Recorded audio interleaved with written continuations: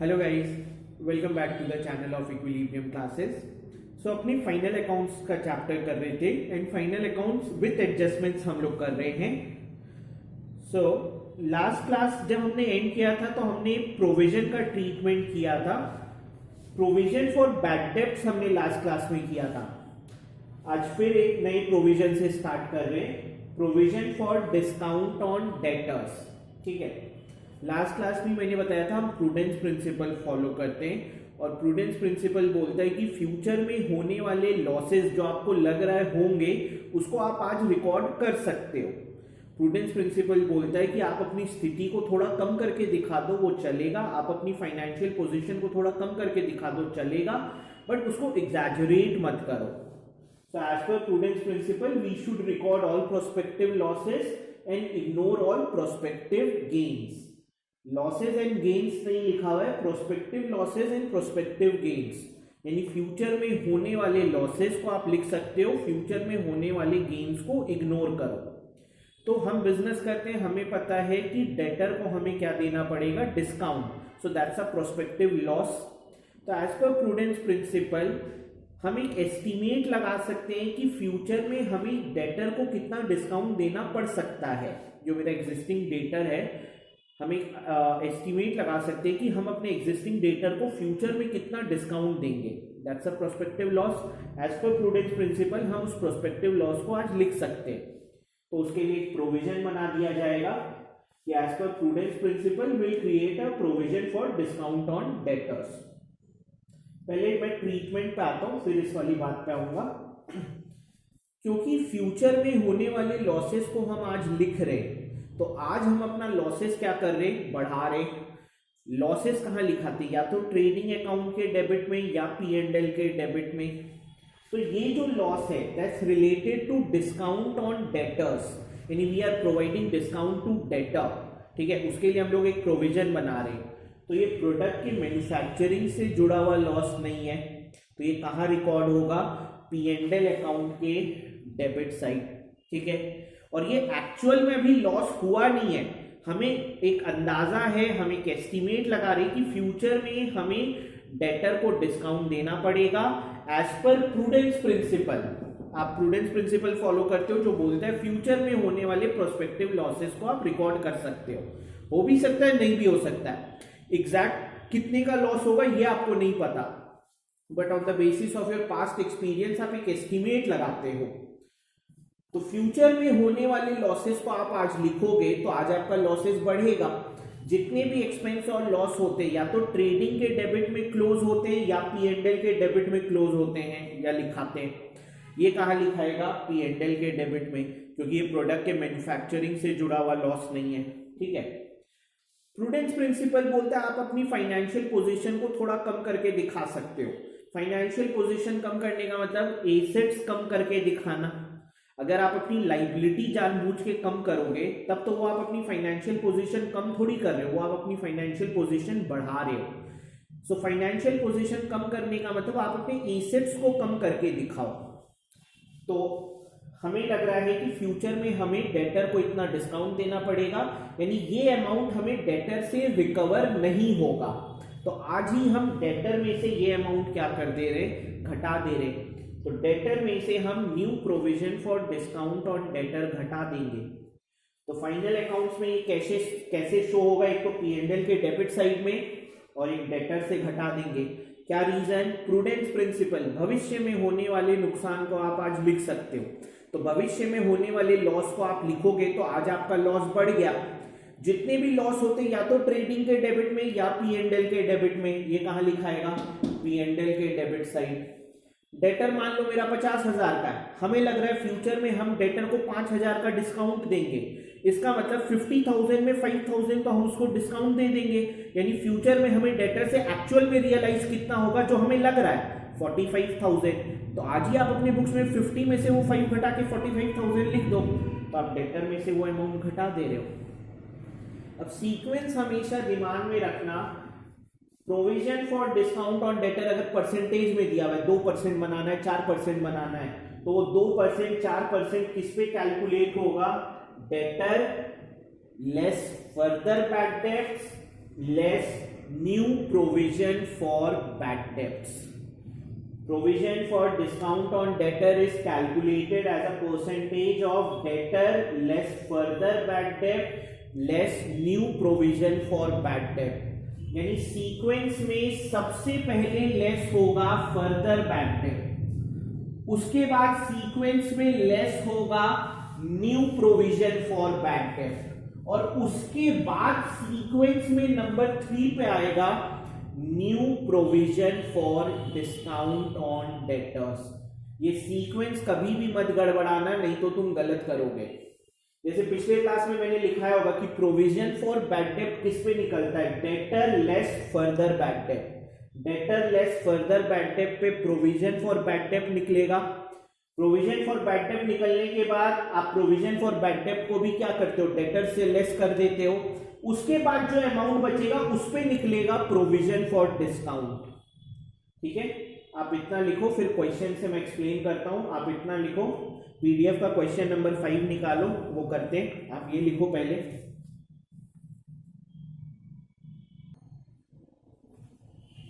Question number 5. Extract of a trial balance as on 31st March is as follows. Extract यानी a part of trial balance. तो मेरे को एक trial balance दिया हुआ है, बना बनाया और नहीं दिया हुआ है, लैंग्वेज में लिखा हुआ है कि एक ट्रायल बैलेंस है, और उसमें मेरे पास इन्फो है डेटर 1,02,000. ठीक है, तुम फ्रेम कर लेना क्वेश्चन को पहले. डेटर है 1,2, बैड डेट दिया हुआ है 1400, बैड डेट दिया हुआ है 1400. ट्रायल बैलेंस के अंदर जो बैड डेट होता है that is old bad debts. Old bad debt means इसका एडजस्टमेंट डेटर से हो चुका है, ये डेटर से ऑलरेडी सब्ट्रैक्टेड है. कहने का मतलब डेटर रहा होगा 1,03,400. 1,03,400 में 1400 ऑलरेडी बैड डेट हो चुका है, तो डेटर आपका बुक्स में कितना दिख रहा है, 1,02,000. तो अब आप दोबारा इसको डेटर से मत घटा दीजिएगा, ये ऑलरेडी डेटर से घटाया जा चुका है. Provision for bad debts, provision for bad debts 3400. Provision for bad debts credit होता है, बिकॉज जर्नल एंट्री प्रोविजन की क्या होती है, P&L टू प्रोविजन. तो जर्नल में आपने प्रोविजन को क्या किया है, क्रेडिट. ट्रायल बैलेंस किसके बेसिस पे बनता है, जर्नल और लेजर. तो आप जर्नल सोचो, प्रोविजन की जर्नल एंट्री क्या होती है, P&L account debit to provision. ठीक है, वो क्या बोलता हूँ, provision for discount on debtor की जर्नल शायद मैं लिखना भूल गया था, उसकी जर्नल तुम लिख लेना. जर्नल एंट्री उसकी भी क्या होगी, P&L account debit to provision for discount on debtor. P&L के डेबिट में तभी तो आएगा अगर आप ये जर्नल एंट्री करोगे. अगर आप ये जर्नल एंट्री नहीं करोगे तो वो P&L के डेबिट में आएगा ही नहीं. So P&L debit to provision for discount on debtor. ये जर्नल तुम लिख लेना ना, मैं ये रब कर देता हूं. तो तुम और कोई भी प्रोविजन की यही एंट्री होती है, P&L टू प्रोविजन. तो आप जर्नल में देखो प्रोविजन को आपने क्या किया है, क्रेडिट. ठीक है, मैं ये रब कर देता हूं. ये जो प्रोविजन है ये है ओल्ड प्रोविजन. ओल्ड प्रोविजन का मतलब प्रोविजन जो पिछले साल बनाया गया होगा. एडिशनल इन्फो, एडिशनल इन्फो यानी एडजस्टमेंट्स, एडिशनल इन्फो यानी एडजस्टमेंट्स. पहला, debtor of 2000 could not be recovered, bad debts. और एडजस्टमेंट में जो बैड डेब्ट्स होता है उसको हम लोग क्या बोलते हैं, फर्दर बैड डेब्ट्स.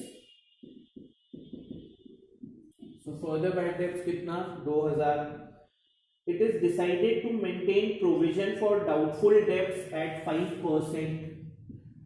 Adjustment में जो provision होता है that is new provision. So new provision for bad debts 5% and provision for discount 2%. New provision for discount 2%. How these adjustment will be shown in financial statements. In adjustments को आप final accounts में कैसे show करोगे. So step by step करते हैं.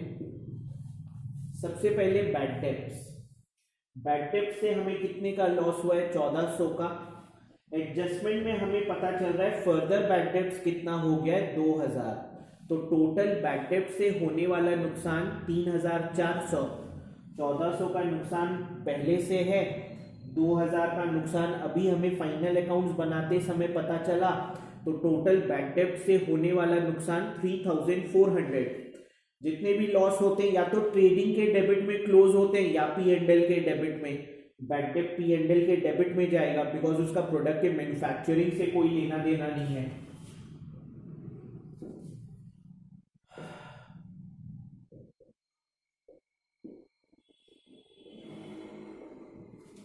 So bad debts 1,400, उसमें हम लोग ऐड कर देंगे फर्दर बैड डेब्ट्स, ठीक है, 2,000। मैं फिर रिक्वेस्ट करूंगा, जितना तुम रटने की कोशिश करोगे उतना तुमको अकाउंट्स बहुत टफ लगने वाला है। समझने की कोशिश करो। 1,400 रुपया का नुकसान हुआ, 2,000 का और नुकसान, तो अब आप अपना दिमाग चलाओ ना, टोटल आपको नुकसान कितने का हुआ? 3,400। तो 1,400 को 3,400 करने के लिए आप क्या करोगे? ऐड बैलेंस शीट,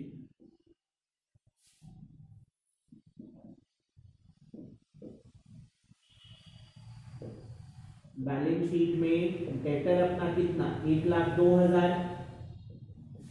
उसमें से ये 1,400 तो ऑलरेडी डेटर से डिडक्टेड है क्योंकि ये ट्रायल बैलेंस के अंदर है। इसका मतलब इसका जर्नल लेजर सब कुछ हो चुका होगा। ये जो एडजस्टमेंट में गिवन है इसका मतलब ये अनरिकॉर्डेड है, इसका मतलब इसका अभी तक एडजस्टमेंट हुआ नहीं है। तो जैसे ही 2,000 का फर्दर बैड डेब्ट हुआ, 2,000 से मेरा नुकसान बढ़ गया और 2,000 हम लोग डेटर से डिडक्ट कर देंगे क्योंकि 2,000 का और बैड डेब्ट हो गया है। तो मैं अपने वर्ड्स को बहुत सोच समझ के यूज करता हूं, कहां ओल्ड लिखना है, कहां फर्दर लिखना है।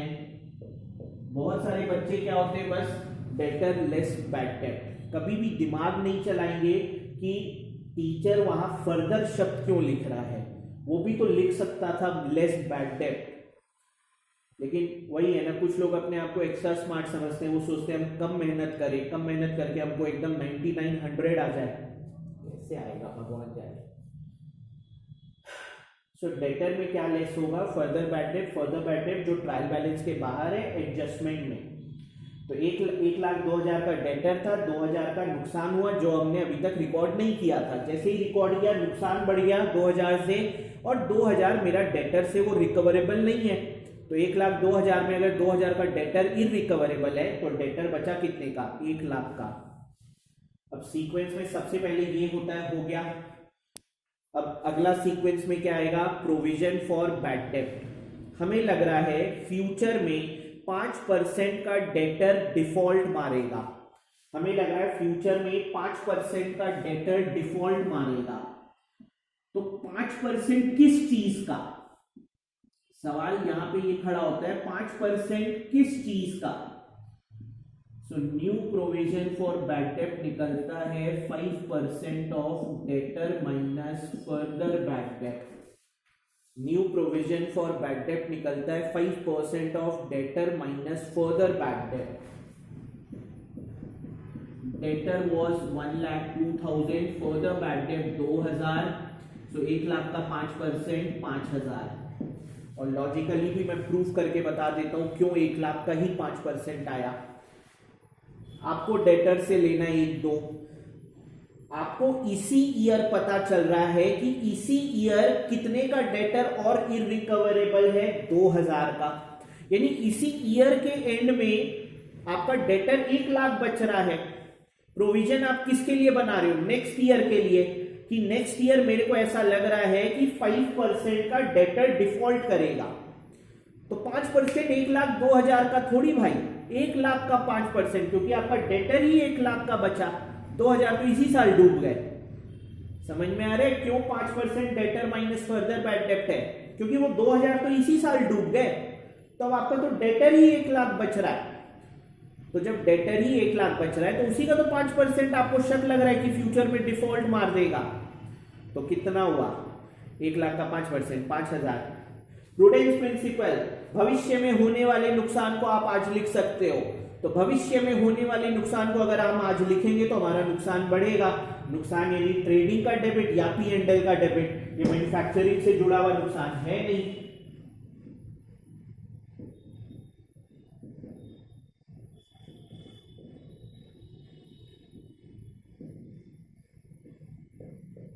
प्लीज वर्किंग लिखिएगा, ठीक है।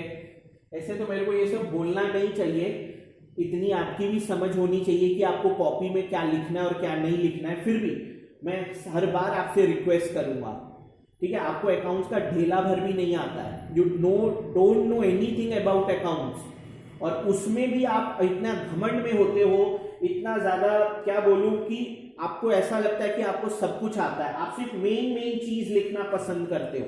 ये सब चीज तो हलवा है आपके लिए, ये सब चीज में तो आपको महारत हासिल है, आप में से बहुतों को, हर किसी की बात नहीं कर रहा, बहुत सारे बच्चे लिखते भी है, लेकिन अधिकतर बच्चे ये सब छोड़ देंगे, ये सब बकवास है, ये कौन लिखेगा, आंसर लिखो ना, आंसर।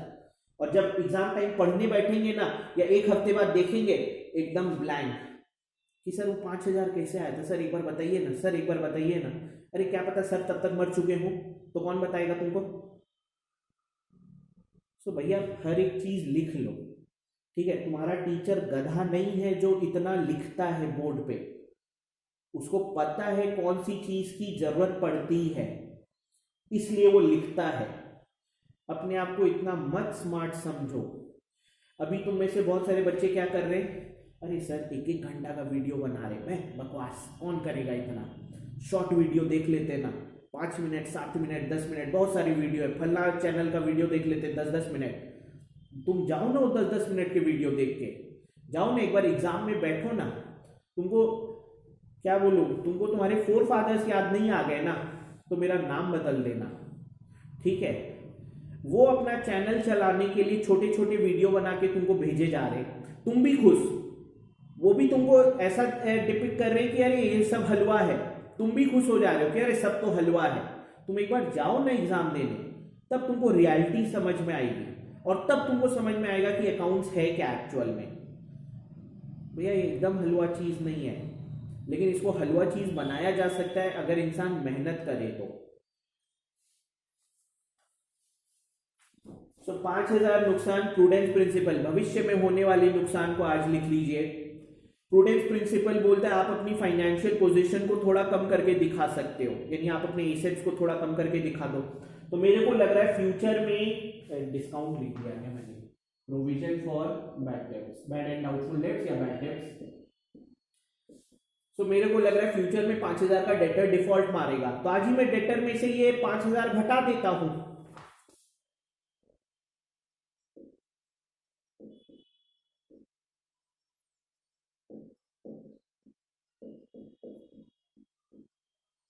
$5,000 का नुकसान, भविष्य में होने वाला नुकसान, हो भी सकता है नहीं भी हो सकता है, लेकिन प्रूडेंस प्रिंसिपल हम फॉलो करते हैं। भविष्य में होने वाले नुकसान को आप लिख सकते हैं, होने वाले, हो भी सकते नहीं भी हो सकते।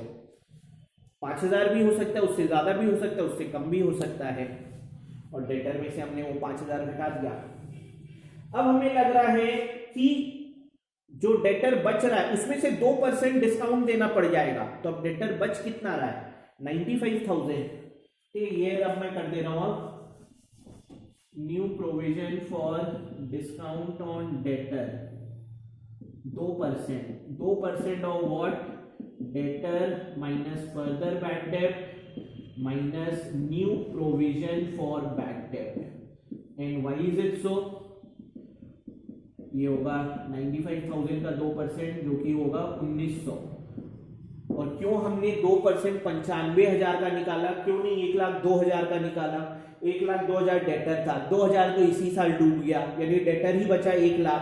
मेरे को लग रहा है 5% डेटर फ्यूचर में डिफॉल्ट मारेगा, तो यानी मेरे हिसाब से डेटर रियलाइज होगा सिर्फ 95,000। उसमें भी अब हमको लग रहा है 2% फ्यूचर में क्या देना पड़ सकता है, डिस्काउंट।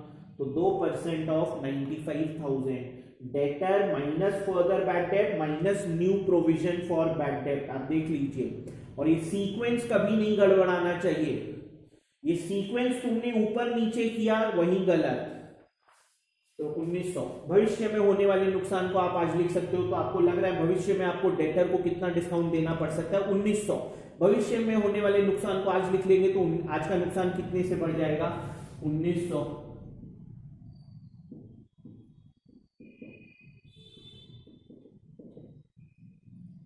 और इसमें कोई गलती नहीं है बिकॉज हम प्रूडेंस प्रिंसिपल को फॉलो कर रहे हैं जो इंडिया में एप्लीकेबल है।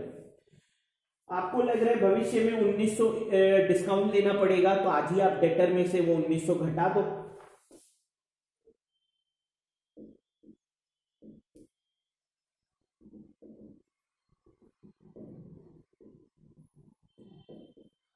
तो आपको ऐसा लग रहा है कि फ्यूचर में आप डेटर से कितना रिकवर कर पाओगे, 93,100। ठीक है, करो। किसी भी बात में डाउट होगा तो मैं बोल चुका हूँ 1000 बार, क्लैरिफाई कर लेना। ठीक है, लिखो इतना, फिर आगे बढ़ेंगे अगले क्वेश्चन पे।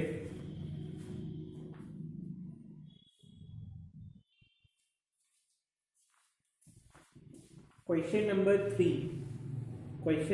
3 prepare trading P&L for year ended 31st March 17 and balance sheet as on that date on the basis of trial balance। सबसे पहले एडजस्टमेंट देख लेते हैं। सैलरी पे है, टैक्स पे है, इंश्योरेंस पे है, सब P&L का आइटम है। Commission P&L, interest P&L, bad debt provision P&L, furniture पे depreciation P&L, stock on 31st March, मेरा ईयर बिगनिंग है 1 April, 31st March is year end closing stock.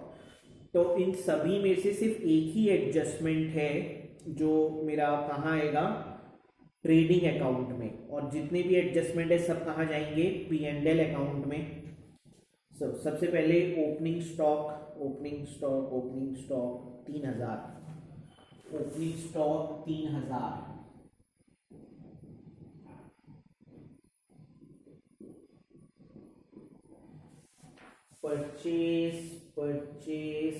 Purchase है 12000, debit is purchase, credit is sales. Purchase है 12000, purchase returns 1000 और 2000। तो अगर purchase debit होता है तो परचेज रिटर्न क्या होगा, क्रेडिट होगा। अगर परचेज डेबिट होता है तो परचेज रिटर्न क्या होगा, credit. So purchase return is 2000। सो अगर परचेज डेबिट होता है तो परचेज रिटर्न क्रेडिट, तो purchase return is not 1000, purchase return is 2000। तो परचेज रिटर्न लेस कर देंगे, परचेज रिटर्न इज 2000, तो 12 में 2 गया 10,000। Sale is income credit, sale दिया हुआ है 15,000 और रिटर्न 1000। अगर सेल क्रेडिट है तो cell return debit,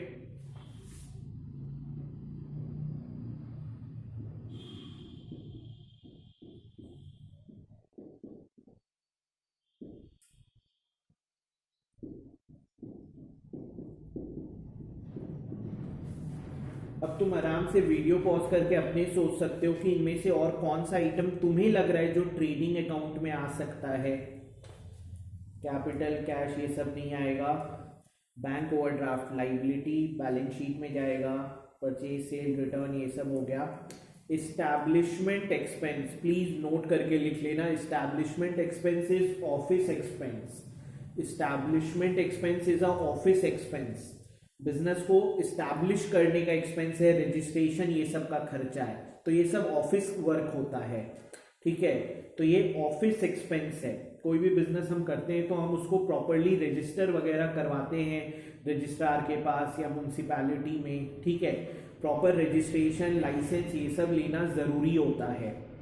so establishment expenses office expense, all office expenses are indirect expense, और सभी इनडायरेक्ट एक्सपेंस कहाँ लिखाते हैं, P&L के डेबिट में।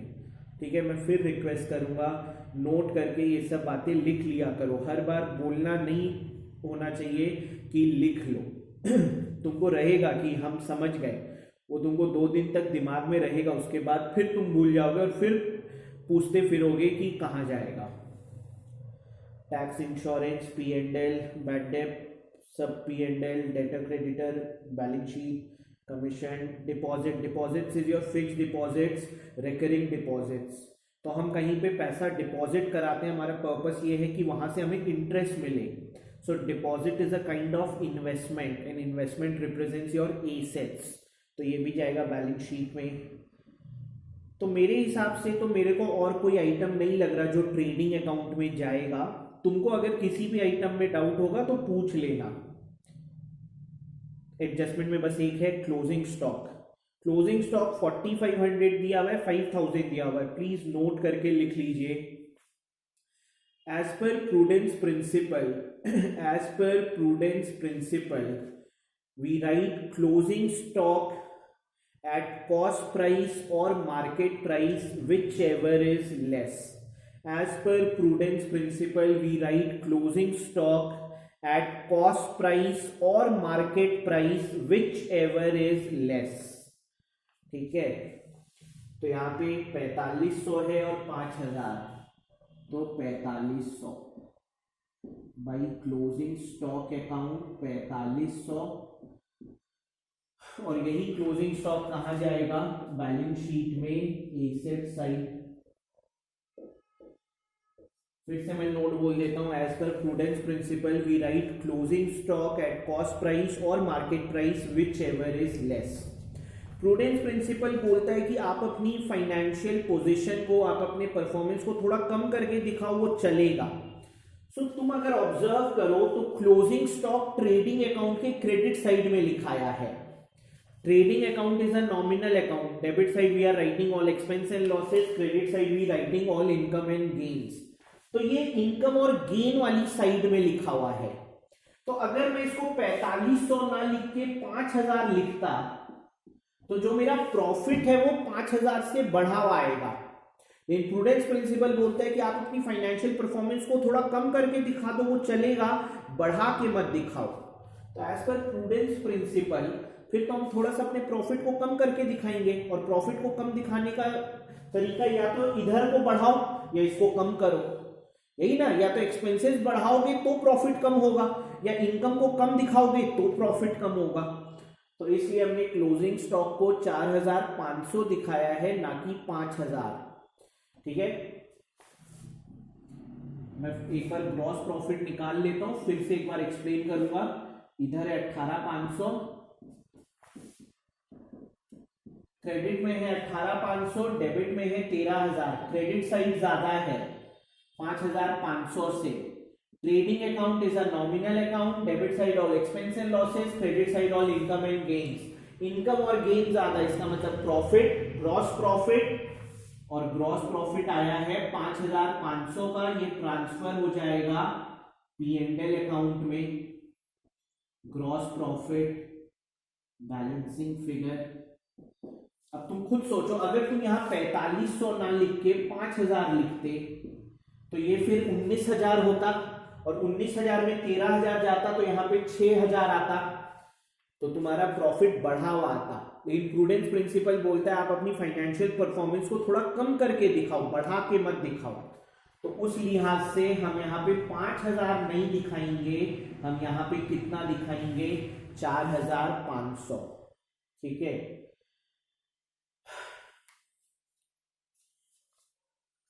अब अगला स्टेप अपना क्या होगा, सबसे पहले अपने सभी एडजस्टमेंट्स को खत्म कर देंगे, because 70% marks is for your adjustments, rest 30% marks is for other things. तो अब एडजस्टमेंट किस किस पे, salary, salary 100 and tax 200 are outstanding. 100 रुपया सैलरी आउटस्टैंडिंग है। ट्रायल बैलेंस में देखते हैं सैलरी कितना दिया हुआ है। ट्रायल बैलेंस में सैलरी नहीं है, जितना हम सैलरी पे करते वो हमें दिखता है ट्रायल बैलेंस में। ट्रायल बैलेंस में सैलरी नहीं दिख रहा है, इसका मतलब सैलरी पेड इज 0। 100 रुपया आउटस्टैंडिंग है, यानी 100 रुपया सैलरी यानी देना है, अभी तक दिए नहीं है। एक्रूअल बेसिस सभी खर्चा दिखाना होता है, चाहे आप पे करो या ना करो। सो आपका सैलरीज पेड तो 0 है,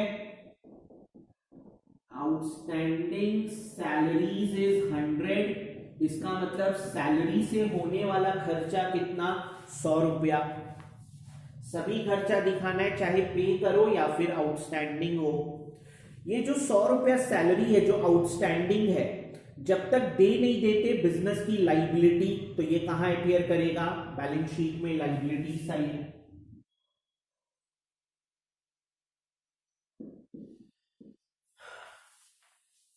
200 रुपया टैक्स आउटस्टैंडिंग है, 50 रुपया इंश्योरेंस प्रीपेड है।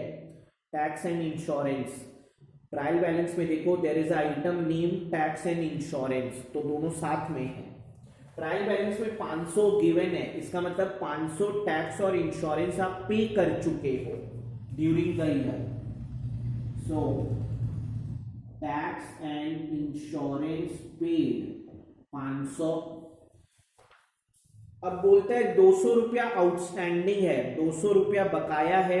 एक्रूअल बेसिस बोलता है सभी खर्चा दिखाना है, चाहे पे करो या ना करो। तो 500 तो हम पे किए, 200 बकाया, इसका मतलब खर्चा कितना, 700 एक्रूअल बेसिस। तो 500 को 700 करने के लिए ऐड किया जाएगा। और बोलता है 50 रुपया प्रीपेड है। प्रीपेड बोले तो इसी साल हमने अगले साल का 50 रुपया दे दिया। एक्रूअल बेसिस बोलता है कि इस साल का प्रॉफिट लॉस निकालने के लिए सिर्फ इसी साल का खर्चा दिखाना है। तो अब इस 700 में 500 दिए हैं, 200 बाकी है, 700। इस 700 में 50 रुपया अगले साल का है, तो एज पर एक्रूअल बेसिस इस साल का खर्चा सिर्फ 650। 500 दिए, 200 बकाया, 700, 50 रुपया अगले साल का, तो खर्चा कितना, 650।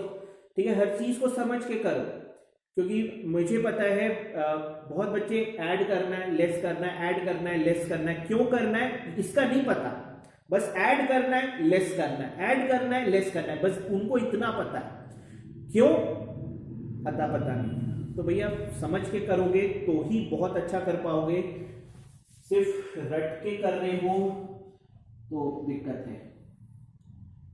सो 700 में 50 रुपया अगले साल का है, तो एज पर एक्रूअल बेसिस इस साल का खर्चा कितना, 650। ये जो 200 रुपया टैक्स आउटस्टैंडिंग है, बकाया है, हिंदी में जिसको हम लोग बोलते हैं 200 रुपया टैक्स बकाया है। तो जब तक ये टैक्स 200 रुपए का भुगतान पेमेंट नहीं कर देते, तब तक ये बिजनेस की लाइबिलिटी है। तो ये कहां अपीयर करेगा,